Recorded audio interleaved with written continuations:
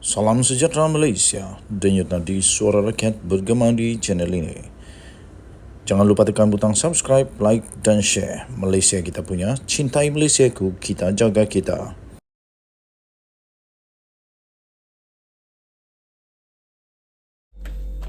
Salam sejahtera Malaysia, denyut nadi suara rakyat bergema di channel ini. Akhirnya Datuk Seri Anwar Ibrahim membuat pengumuman yang belum pernah dia sebut. Pengumuman yang amat penting, pengumuman yang membuat kita terkesima, membuat kita rasa wow. Kerana pengumuman Datuk Seri Anwar Ibrahim ini menunjukkan bahawa beliau ini seorang yang bukan kacang lupakan kulit. Bukan waktu susah, perlu ingat. Sudah senang, dah tak ingat. Pengumuman ini juga menunjukkan bahawa Datuk Seri Anwar Ibrahim seorang Perdana Menteri yang memang best. Kalau kamu setuju, kamu boleh komen, saya setuju. Perdana Menteri Datuk Seri Anwar Ibrahim mengakui bahawa Indonesia terima saya ketika saya terdampar, terbuang dan tersisih, katanya. Rupa-rupanya Datuk Seri Anwar Ibrahim ketika dia berada dalam fasa down habis pada hari itu, Indonesia tetap menerima dia, menjadi rakannya, terutama untuk Presiden Indonesia. Rupanya tetap setia kepada dia. Dan Anwar Ibrahim manusia yang tak lupa daratan. Sehingga dia tetap mengingat bahawa Indonesia tetap menerima dia ketika dia terdampar dan terbuang dan tersisih. Perdana Menteri Datuk Seri Anwar Ibrahim menjelaskan sebab beliau memilih Indonesia sebagai negara pertama untuk lawatan rasminya ke luar negara selepas beliau dilantik menerajui negara pada 24 November yang lalu. Rupanya ini, katanya, selain daripada negara jiran yang serumpun dengan persahabatan yang baik, Republik itu juga adalah sahabat sejati yang telah menerima beliau ketika beliau dalam keadaan yang terdampar, terbuang dan tersisih. Ujar Anwar lagi, Indonesia juga bersikap mesra terhadap Malaysia dan menunjukkan sokongan yang tidak berbelah bagi terhadap penglibatannya sebagai ahli politik sehingga dilantik sebagai Perdana Menteri. Kata Datuk Seri Anwar Ibrahim, jadi saya tidak melupakan. Sebab itu kita memberi keutamaan untuk merentas dalam hubungan dua hala bilateral dengan Indonesia. Katanya ketika ditemui media selempena lawatan rasmi itu pada Ahad. Beliau hadir menyaksikan majlis penyerahan 11 pucuk surat minat Letter of LOL oleh 10 syarikat Malaysia bernilai lebih 1 bilion ringgit Malaysia kepada Menteri Luar Indonesia Retno Marsudi pada satu majlis di sebuah hotel di Jakarta. Turut sama pada ketika itu adalah Menteri Luar Datuk Seri Dr. Zamri Abdul Kadir dan Menteri Perdagangan Antarabangsa dan Industri MITI Tengku Datuk Seri Zafrul Tengku Abdul Aziz serta Menteri Pekerjaan Umum dan Perumahan Rakyat Indonesia Basuki Hadi Muljono. Okey, so tahniah diucapkan. Yang paling saya tertarik adalah apabila ada disebut tadi ada majlis penyerahan 11 pucuk surat minat. Maksudnya ada investment. Saya fikir Indonesia boleh menjadi negara yang amat berpotensi untuk dijadikan tempat rakyat Malaysia melabur dalam bisnes, dalam pendidikan, apa-apapun lah.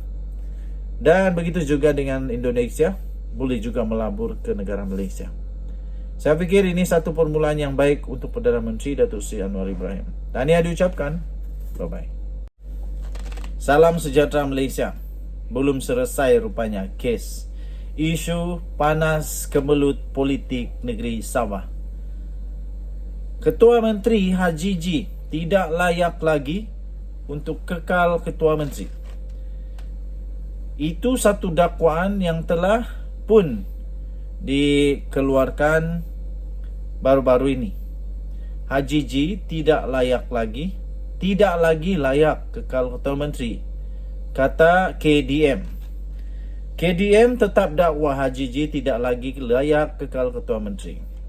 Presiden Parti Kerjasama Demokratik Masyarakat KDM, Datuk Peter Anthony menegaskan parti itu tetap berpendirian bahawa Datuk Seri Haji G Nur didakwa tidak lagi mempunyai kelayakan dari segi perlembagaan untuk kekal sebagai Ketua Menteri Sabah. Beliau berkata adalah menjadi tanggungjawab KDM melalui 3 ahli Dewan Undangan Negeri adun parti itu untuk mempertahankan dan menegakkan ketetapan di dalam perlembagaan. Kata mereka, kita kekal dengan pendirian yang dimaklumkan dalam kenyataan baru-baru ini bahawa perlembagaan Sabah perlu dipatuhi. Sebagai adun yang merupakan penggubal dasar, pada peringkat kerajaan negeri, kita mesti menegakkan perlembagaan, kata mereka. Tambah mereka lagi, kedudukan Ketua Menteri pada ketika ini bercanggah dengan perlembagaan apabila tidak mempunyai parti dan bukan ketua parti. Ini pada pendapat saya agak betul kerana Ketua Menteri Haji G sekarang ini dia tidak berparti. Dia hanya ada di bawah naungan GRS. Dan GRS itu bukan satu entity party single, not a single party. Dia adalah coalition. Dan dia pun bukanlah ketua single party kerana mereka sudah mengumumkan mereka telah keluar daripada Bersatu. Gabungan Rakyat Sabah atau GRS tidak bertanding pada pilihan raya negeri PRN, hanya bertanding pada pilihan raya umum baru-baru ini, katanya. Jadi kita mengambil ketetapan kekal dengan pendirian dan serahkan kepada kebijaksanaan TYT yang di Pertuan Negeri Sabah untuk membuat keputusan lanjut, katanya kepada pemberita selepas mengadakan mesyuarat kepimpinan tertinggi KDM di sini hari ini. Peter yang juga adun melalap mendakwa tindakan pihaknya bukan untuk merancang perebutan kuasa. Sebaliknya hanya mahu mempertahankan perlembagaan. Namun beliau berkata KDM akan akur dengan sebarang keputusan yang bakal dibuat oleh Perdana Menteri Datuk Seri Anwar Ibrahim yang dijadualkan ke Sabah untuk berjumpa dengan ketua-ketua parti bagi menyelesaikan kemelut politik itu. Kata mereka, kita berharap akan ada satu ketetapan agar kestabilan politik berlaku selepas ini, katanya lagi. Okey, jadi tuan-tuan dan puan yang dihormati sekalian, saya suka dengan fakta yang disebut tadi bahawa mereka bukan merebut kuasa tapi untuk mempertahankan perlembagaan. Tetapi banyak rakyat yang hanya melihat ini sebagai satu tindakan merebut kuasa. Berapa kerat sangat rakyat yang faham bahawa ini tindakan untuk mempertahankan perlembagaan. Jadi pada pendapat saya, TYT yang akan membuat keputusan terbaik. Sekiranya TYT melihat setelah diberikan nasihat, perundangan, nasihat, macam-macam lagi, pendapat-pendapat daripada penasihat-penasihat Istana Seri Kinabalu, saya yakin kemelut ini akan selesai tidak lama lagi. Denyut nadi suara rakyat bergema di channel ini. Bye-bye.